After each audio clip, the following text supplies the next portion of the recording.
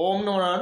শ্ৰদ্ধাৰ সনাতন ধৰ্মাৱলম্বী ৰাইজলৈ মই মনোজ কুমাৰ ডেকা, সনাতনী হিন্দু আৰ্মীৰ সেনাপ্ৰমুখ হিচাপে সকলোৱে শুভ সন্ধিয়া মই জ্ঞাপন কৰিলোঁ।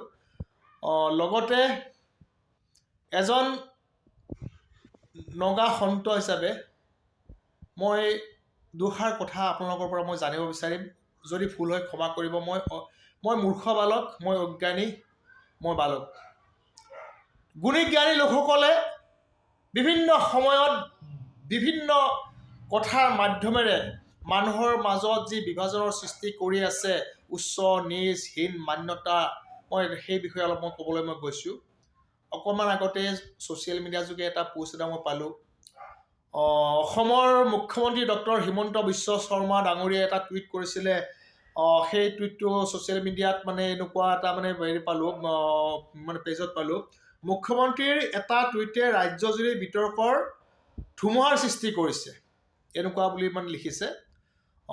কি লিখিছে সেইখিনি ক'ব বিচাৰিম। তেওঁ লিখিছে, স্বয়ং ভগৱান শ্ৰীকৃষ্ণই বৰ্ণনা কৰিছে বৈশ্য আৰু ক্ষুদ্ৰৰ স্বাভাৱিক কৰ্মৰ প্ৰকাৰ। ঠিকেই আছে। ভগৱান শ্ৰীকৃষ্ণই গীতাত এইখিনিও হয়তো কৈছিলে যে কৰ্ম পদ্ধতিৰ দ্বাৰা 4টা ভাগত বিভক্ত কৰা হৈছিলে: ব্ৰাহ্মণ, ক্ষত্ৰিয়, বৈশ্য আৰু শূদ্ৰ, নহয় জানো? আৰু এই 4টা প্ৰকাৰত তাত কোনো উচ্চ কোনো নিচ থাকিব নোৱাৰে।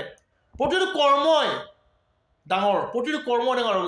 যদি হৰিজন ব্যক্তিজনে যদি চাফ চিকুণ নকৰে, কোনো পূজাৰীয়ে তাত বহি পূজা পাঠ কৰিব নোৱাৰিব। মুখ্যমন্ত্ৰী মহোদয়, আপুনি জনা উচিত। আপুনি এই যিটো পোষ্টটো আপুনি দিলে, সম্পূৰ্ণভাৱে আপুনি কিয় ব্যাখ্যা নকৰিলে?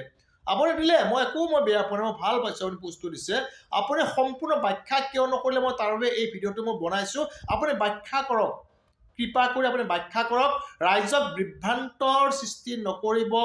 আৰু এই জাত পাত বৰ্ণ বৈষম্যক লৈ যাতে এই বিভাজনৰ যিটো সৃষ্টি হৈছে সনাতনী হিন্দু সভ্যতা সংস্কৃতিৰ এই লোকসকলৰ মাজত যিয়ে অপশক্তিয়ে গ্ৰাস কৰিবলৈ লৈছে, সেইখিনি সময়ত আপুনি এজন অসমৰ মুখ্যমন্ত্ৰীৰ দায়িত্বত থকা এজন বিশেষ প্ৰভাৱশালী নেতাৰ পৰা এইটো আমি কেতিয়াও বিচৰা নাই, আমি নিবিচাৰোঁ। এইটো আমাৰ কাম্য নহয়।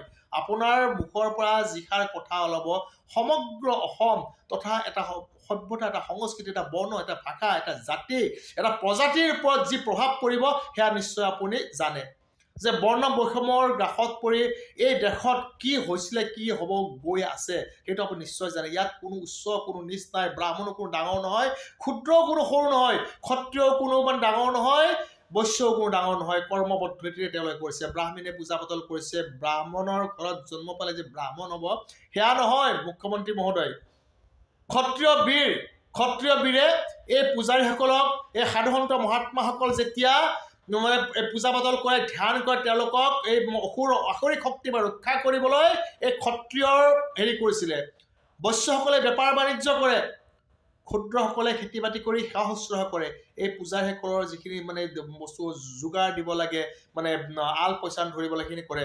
তেওঁলোকে যে সেইখিনি নকৰে, আপুনি পূজা পাঠ কৰিব কেতিয়াও নোৱাৰিব। চিধা কথা। ক্ষত্ৰিয় যদি ৰক্ষা নকৰে, কেতিয়াও এই ৰাষ্ট্ৰ, এই ধৰ্ম ৰক্ষা নহয় মুখ্যমন্ত্ৰী মহোদয়। আৰু বৈশ্য যদি বেপাৰ বাণিজ্য নকৰে, কোনেও চলি থাকিব নোৱাৰিব। এইখিনি কথা আপুনি জনা উচিত। আপুনি সম্পূৰ্ণভাৱে ব্যাখ্যা কৰক। এই টুইটযোগে আপুনি যিটো কৰিছিলে, মই তাৰেই কামনা কৰিছোঁ। জয় শ্ৰীৰাম, জয় হিন্দু ৰাষ্ট্ৰ, জয় আই অসম।